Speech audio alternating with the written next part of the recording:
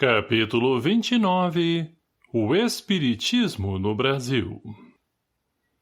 Consolidadas as primeiras construções basilares de Ismael na pátria do Cruzeiro, o Espiritismo derramou seus frutos sazonados e doces no coração da coletividade brasileira.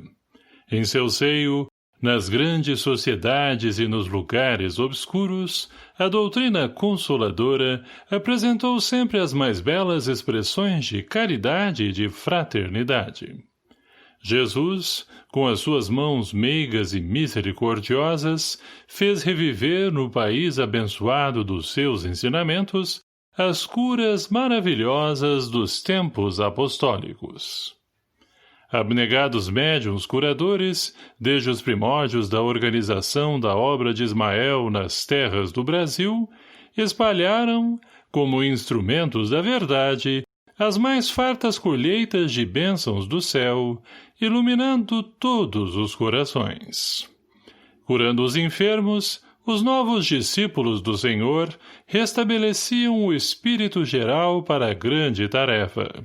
Vestindo os andrajosos, tocavam as almas de uma nova roupagem de esperança.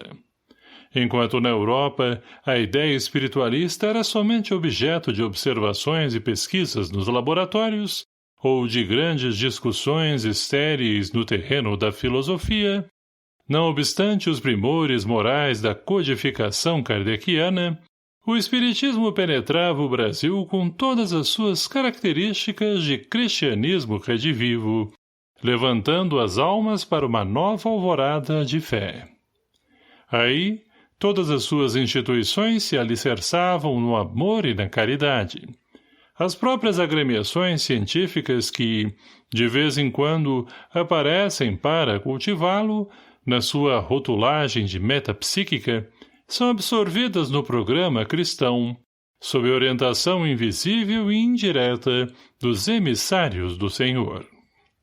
Todas as possibilidades e energias são por Ismael aproveitadas para o bem comum e para a tarefa de todos os trabalhadores, e é por isso que todos os grupos sinceros do espiritismo no país têm as suas águas fluidificadas, a terapêutica do magnetismo espiritual, os elementos da homeopatia, a cura das obsessões, os auxílios gratuitos no serviço de assistência aos necessitados, dentro do mais alto espírito evangélico, dando-se de graça aquilo que se recebeu como esmola do céu.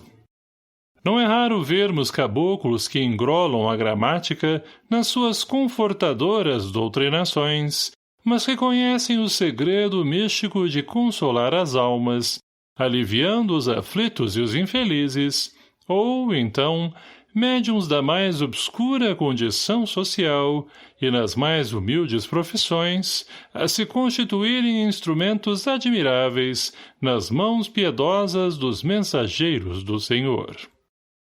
A Europa recebeu a nova revelação sem conseguir aclimá-la no seu coração atormentado pelas necessidades mais duras. As próprias sessões mediúnicas são ali geralmente remuneradas, como se esses fenômenos se processassem tão somente pelas disposições estipuladas num contrato de representações. Enquanto, no Brasil, todos os espiritistas sinceros repelem o comércio amoedado, nas suas sagradas relações com o plano invisível, conservando as intenções mais puras no hostiário da sua fé. A obra de Ismael prossegue em sua marcha por dentro de todos os centros de estudo e de cultura do país. Todavia, temos de considerar que um trabalho dessa natureza, pelo seu caráter grandioso e sublime, não poderia desenvolver-se sem os ataques inconscientes das forças reacionárias do próprio mundo invisível.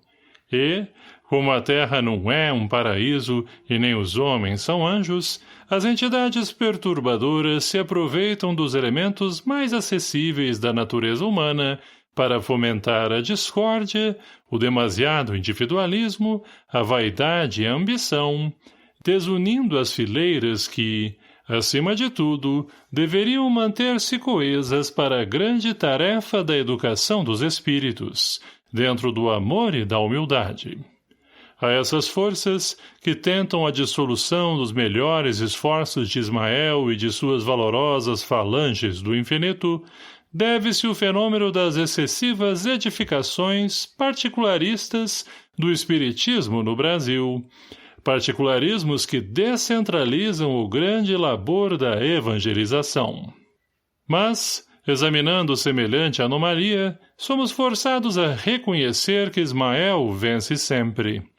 Construídas essas obras, que se levantam com pronunciado sabor pessoal, o grande mensageiro do Divino Mestre as assinala imediatamente com o selo divino da caridade, que, de fato, é o estandarte maravilhoso a reunir todos os ambientes do espiritismo no país, até que todas as forças da doutrina, pela experiência própria e pela educação, possam constituir uma frente única de espiritualidade, acima de todas as controvérsias.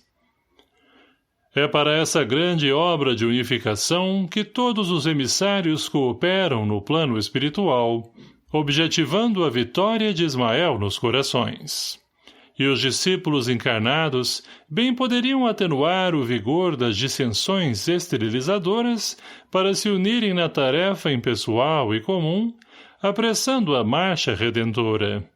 Nas suas fileiras respeitáveis, só a desunião é o grande inimigo, porque, com referência ao catolicismo, os padres romanos, com exceção dos padres cristãos, se conservam onde sempre estiveram, isto é, no banquete dos poderes temporais, incensando os príncipes do mundo e tentando inutilizar a verdadeira obra cristã.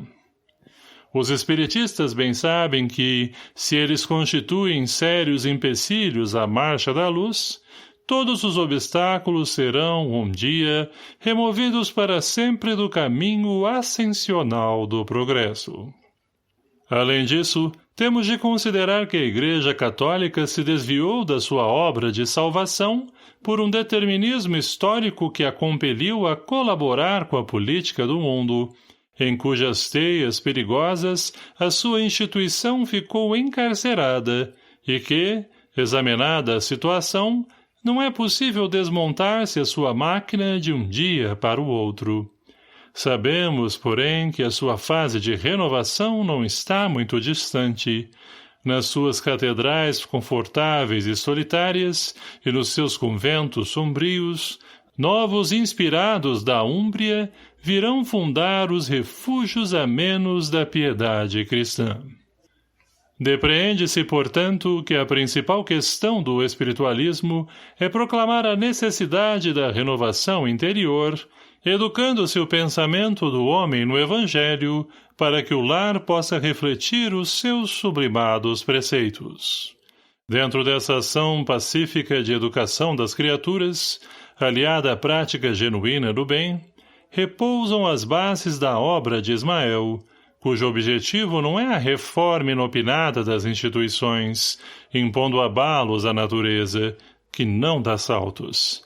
É, sim, a regeneração e o levantamento moral dos homens, a fim de que essas mesmas instituições sejam espontaneamente renovadas para o progresso comum.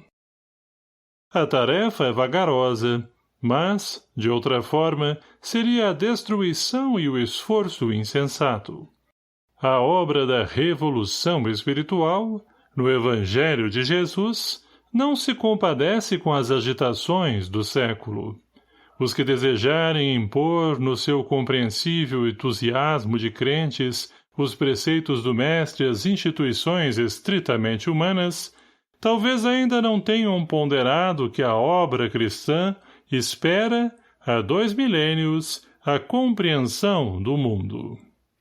Todos os que lutaram por ela de armas na mão e quantos pretenderam utilizar-se dos processos da força para a imposição dos seus ensinamentos, no transcurso dos séculos, tarde reconheceram a sua ilusão, redundando seus esforços no mais franco desvirtuamento das lições do Salvador, porque essas lições têm de começar no coração, para conseguirem melhorar e regenerar o planeta. É dentro dessa serenidade, sob a luz da humildade e do amor, que os espiritistas do Brasil devem reunir-se a caminho da vitória plena de Ismael em todos os corações. Está claro que a doutrina não poderá imitar as disciplinas e os compromissos rijos da instituição romana, porque, nas suas características liberais, o pensamento livre, para o estudo e para o exame, deve realizar uma das suas melhores conquistas e nem é possível dispensar totalmente a discussão no labor de aclaramento geral. A liberdade não exclui a fraternidade, e a fraternidade sincera é o primeiro passo para a edificação comum. Dentro, pois, do Brasil, a grande obra de Ismael tem a sua função relevante no organismo social da pátria do Cruzeiro, vivificando a seara da educação espiritual. E, não tenhamos dúvida, superior às funções dos transitórios organismos políticos, é essa obra abençoada, de educação genuinamente cristã, o ascendente da nação do Evangelho e o elemento que preparará o seu povo para os tempos do porvir. Se você gostou desse vídeo, não esqueça de curtir, se inscrever no canal e compartilhar com seus amigos e conhecidos. Que Deus abençoe a todos. Obrigado.